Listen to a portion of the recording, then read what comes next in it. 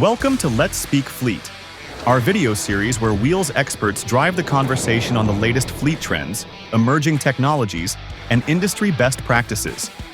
As one of North America's leading fleet management and mobility providers, we're dedicated to keeping your business moving, safer, smarter, and more efficient than ever. Together, let's go far. Welcome to Let's Speak Fleet. My name is Carlos Oropeza with the Wheels marketing team, and it is my pleasure to introduce and have on this episode Linda Ellis from UCB Pharmaceuticals. Welcome, Linda. Thank you for having me, Carlos. Now, Linda is a fleet all-star. She recently came off a panel at our Results Plus. And Linda, for those of you that might not know UCB Pharmaceuticals, can you tell the audience a little bit more about your company and how your fleet supports UCB Pharmaceuticals? Sure. Our fleet is a 5,200 unit fleet, and we are in about 40 countries.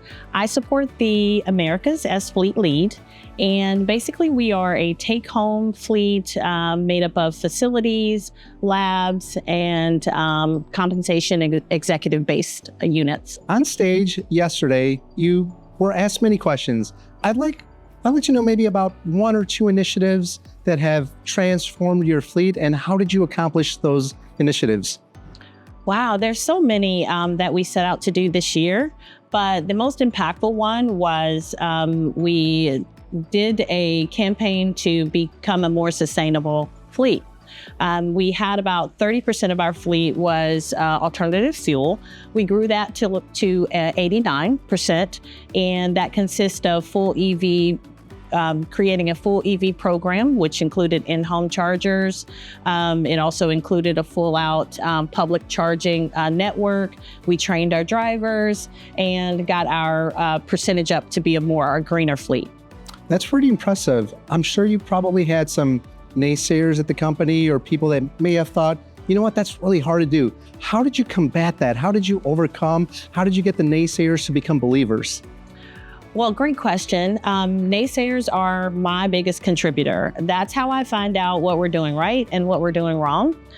So basically, I just met with them. I wanted to understand why they were naysayers. And if they're brave enough to go against some of the company goals, then maybe they're brave enough to be an ambassador. So what we did was we invited them into road shows. We gave them a pilot of the EVs. We talked through training with them and tried to get them to understand what the benefit is of using an EV vehicle. We weren't 100% successful with everyone, but just informing them, communicating to them, showing them what we would be like as a company, a good community partner. After we rolled over and became a greener fleet, it did work for the larger part of our fleet.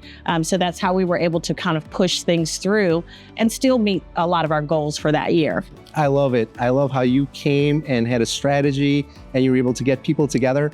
And there's new people in fleet. There's a lot of new people that are coming into the industry. Yeah. What advice would you give them as new fleet managers that can set them up for success? I think that a lot of times when people come into fleet, they begin to be siloed. Sometimes when they're people new in fleet, there might have been a new position created at that company for the driver or for the fleet manager. And sometimes they're just kind of grasping for straws. But fleet is an industry where there is so much shared knowledge. So I would suggest that they maybe touch base with their leasing company and also work with some of their industry peers when they go out to the different venues of AFLA and NAFA, some of the industry organizations, but definitely follow the data. The data is going to tell you basically, what can be applicable to your fleet and help you set some goals for the year that are actually reachable and then from year to year scalable. So you mentioned connecting with your peers. Thinking about going to different industry events. How do you, Linda, stay on top of all the trends? What kind of books or podcasts do you listen to stay up to date on current trends? Well, I mean, if you're in the fleet industry, you know that drivers can, kind of sometimes be very disgruntled or very entitled. It just remaining positive is something I try to do. So I do read a lot of, educate myself on the industry, following market trends, just knowing and building confidence with my acumen as far as the industry is concerned.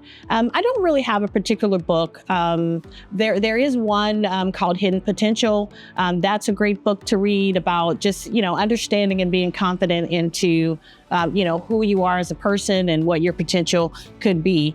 I think that my dad used to say, he used to say a lot of things, but he's a Southern father, but he would say hard work beats talent any day. So it's not always about education, but it's about grit and stick-to-itiveness.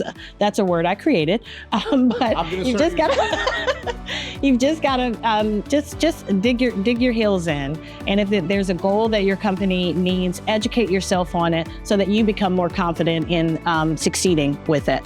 Well, thank you so much for taking time out of your schedule to join us. And thank you for being part of this episode. Thank you. Thank you so much to our audience. We look forward to another episode of Let's Speak Fleet, and together, let's go far.